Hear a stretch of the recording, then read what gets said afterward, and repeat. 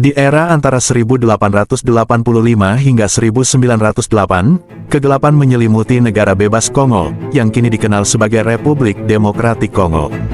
Di balik tirai pemerintahan absolut Raja Leopold II dari Belgia, terungkaplah serangkaian kekejaman yang mengguncang bumi Kongo.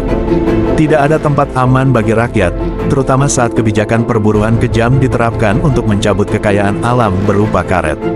Dikombinasikan dengan wabah penyakit mematikan, kelaparan, dan penurunan drastis angka kelahiran, membuat populasi Kongo merosot tajam.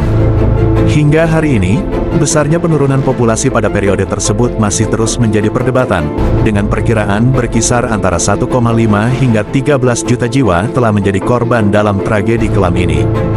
Dan inilah kisahnya.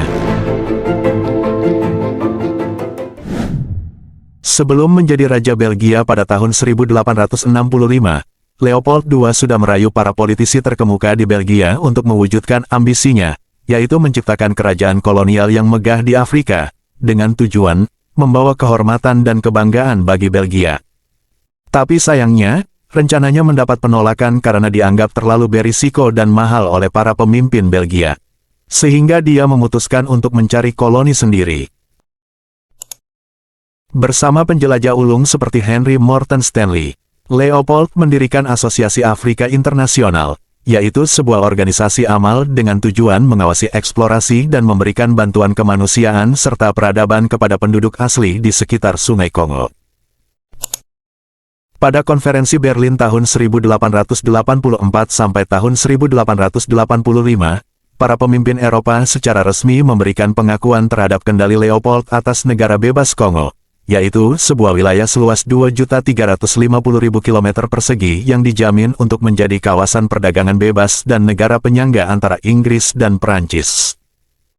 Namun, di bawah kendali pribadi Leopold, negara bebas Kongo menjadi panggung kekacauan, dengan para kepala suku memainkan peran penting dalam pemerintahan, sementara administrasi dan pejabat terbatas, menciptakan ketidaksetaraan yang merajalela.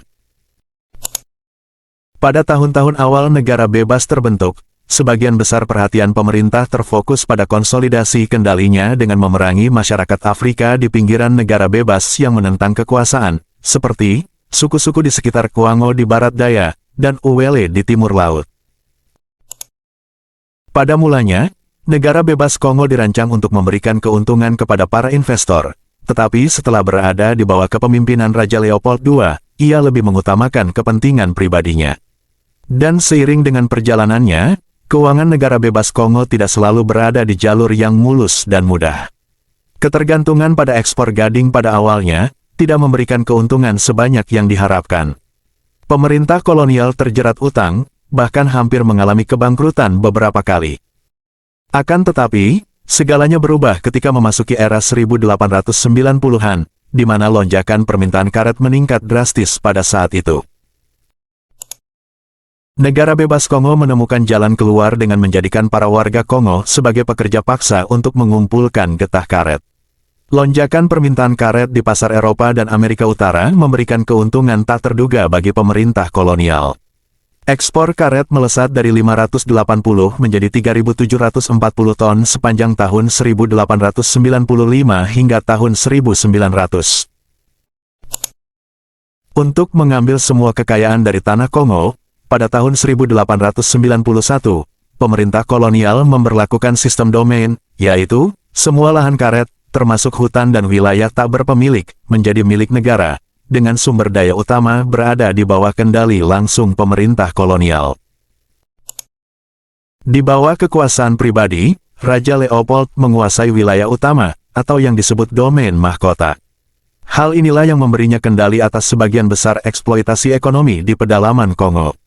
Sistem ini menghasilkan keuntungan yang luar biasa, dengan Abir Company melipat gandakan nilai sahamnya dalam waktu 1 tahun, sehingga Raja Leopold meraih keuntungan sebesar 70 juta franc Belgia antara tahun 1896 dan 1905. Ironisnya, sistem konsesi negara bebas tidak hanya memuaskan nafsu raja, tapi juga menjadi model bagi rezim kolonial lainnya, seperti yang diadopsi oleh Prancis terhadap negara tetangga Kongo. Dikarenakan sebagian besar pendapatan negara ini datang dari ekspor karet, sehingga pada tahun 1891 muncul kebijakan perburuhan yang disebut sebagai sistem karet merah. Sistem ini dirancang untuk memaksimalkan hasil ekstraksi karet, sehingga menciptakan perbudakan di masyarakat Kongo dan perlakuan sewenang-wenang terhadap para pekerja. Di wilayah konsesi, perusahaan swasta memiliki kebebasan hampir tanpa batas untuk meningkatkan produksi dan keuntungan tanpa campur tangan negara. Serta kurangnya pengawasan menjadi penyebab terjadinya pelanggaran hak asasi manusia di wilayah tersebut.